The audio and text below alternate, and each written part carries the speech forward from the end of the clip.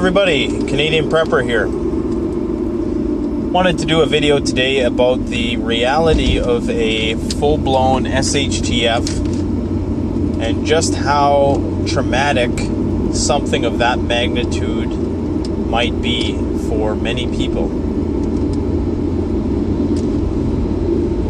Vicariously, we watch TV, we watch these movies, we watch YouTube videos about survival, and it is romanticized to some extent, it is glorified to some extent. The idea of one man going out with all his goodies and somehow resisting nature, somehow taming chaos, if you will, is very appealing to us. And I'm sure it sort of goes back to that, boyhood army fantasy where we played with our little army men and we played war and stuff like that, and we made forts and all this kind of stuff. I really think it sort of goes back to that. Unfortunately, I do think that the reality of an SHTF situation would be quite grim and quite depressing and quite sad. And I think sometimes what might spark somebody's interest in prepping is that initial fear of being caught off guard, that initial uncertainty, about the future. And there is a legitimate fear there about what might come to pass. However, over time, the more and more you get into prepping and survivalism, the more you start to enjoy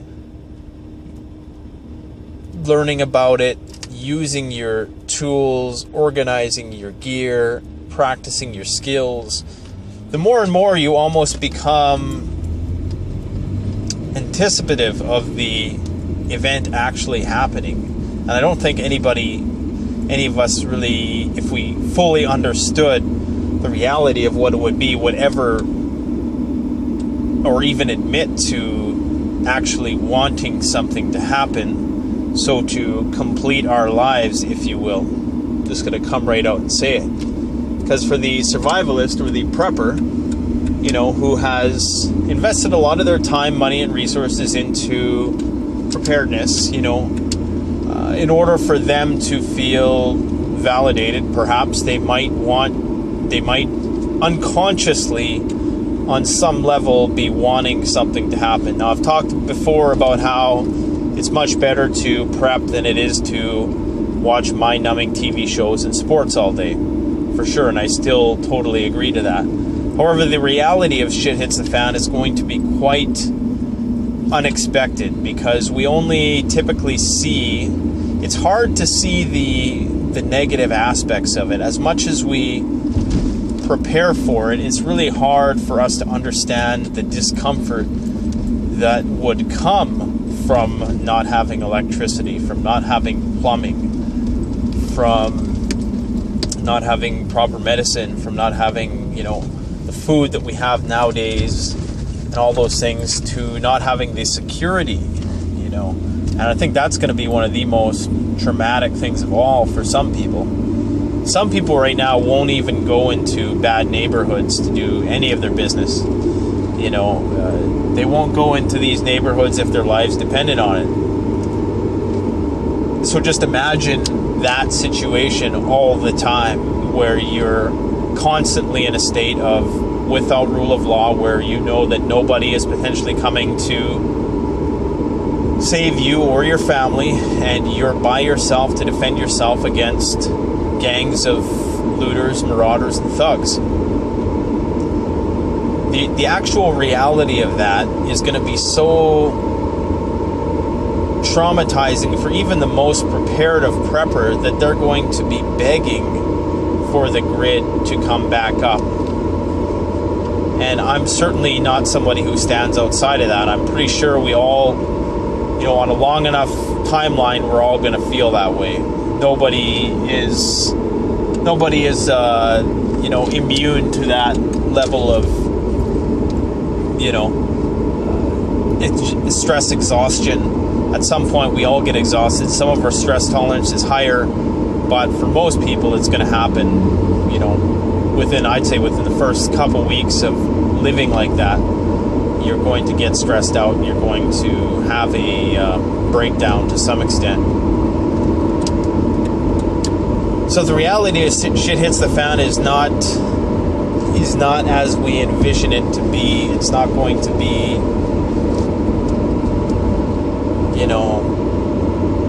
what we see in the movies with one man and his supplies guarding his family from the hordes of zombies. This idea that we're safe in here and out there is chaos. Unfortunately, it's going to be far more dark.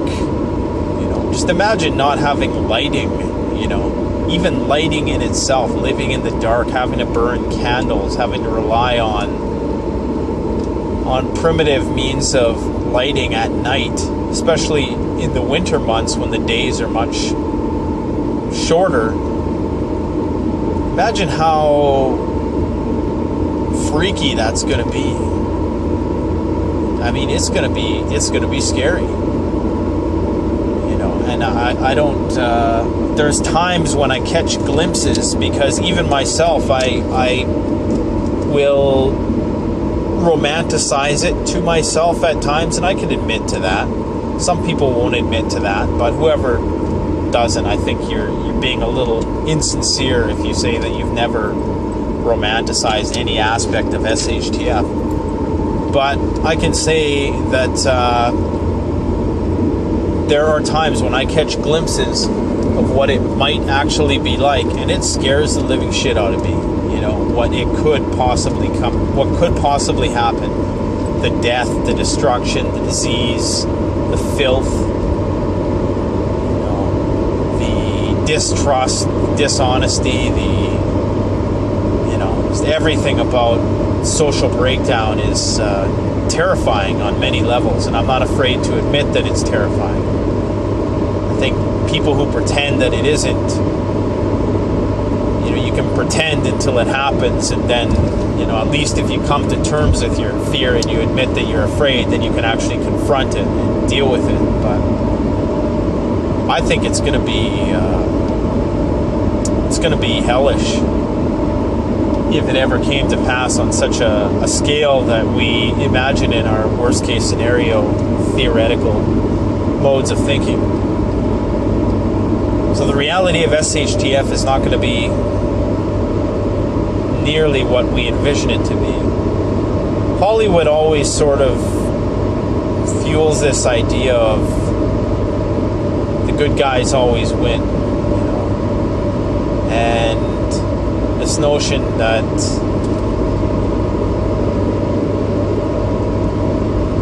there's going to be, I don't know what it is. I don't know what the allure is to prepping. I want to say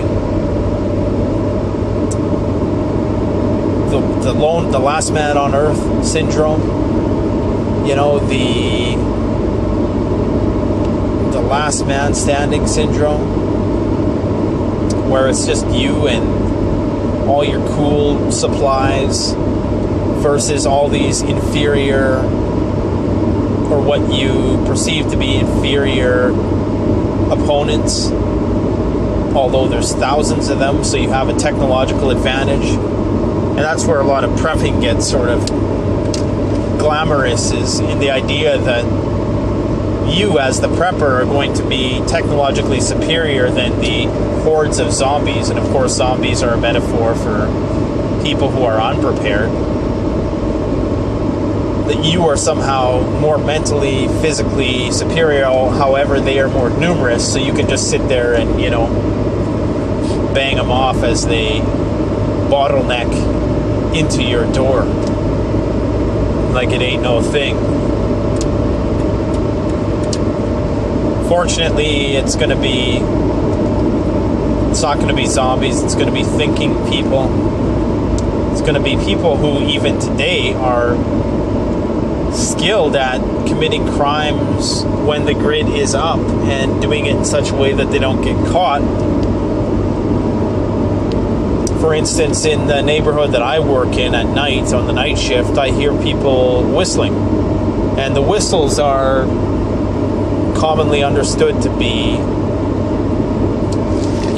keeping six. People are whistling to each other because they're trying to steal cars, they're trying to break into cars, and when there's that kind of whistling going on, that something in the vicinity is being violated, that some law is being broken, because that's how they communicate with each other. So it's not going to be a bunch of mindless zombies kicking in your door. It's going to be a bunch of trained criminals trying to penetrate your defenses.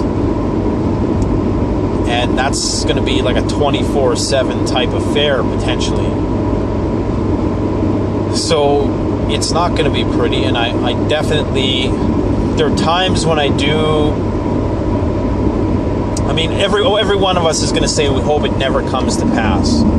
But I think a person would be dishonest if they didn't at some point think, man, the way the world is going, it would be nice if we could press the reset button, as Doug Bass 654 would say. There's not one of us who hasn't romanticized the idea of us versus them, at least momentarily. And if you say that you haven't, then I think you're a liar, personally. All of us have, at some point, had that thought. I'm sure of it. I'm positive. Maybe I'm wrong, of course. There's always a possibility that I'm wrong, right? There's definite possibility that I'm wrong, but I just think that it's going to be some dark days, man. Dark days. Especially if this pandemic thing follows through. The bodies, the people trying to dispose of bodies. It's going to be some grim stuff, indeed. Anyways, tell me what you think about the reality versus the ideal. The ideal being you hunker down with all your preps and you take off all the marauding idiots who are coming at you single file with 22 caliber rifles and bats and spike bats and all the other shit that's inferior to your semi-automatic or shotgun or whatever. And of course, you're going to enjoy your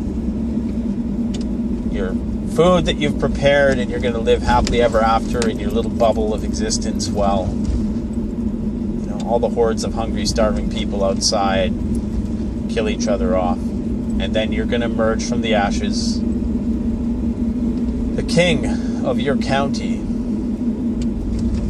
I've totally rambled on for this video, and I apologize.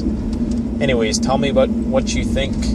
Don't forget to like, comment, subscribe. It really helps me out in terms of getting the channel more out there for people. And I appreciate all the support I've had thus far. You guys are great. Talk to you soon. Canadian Prepper out.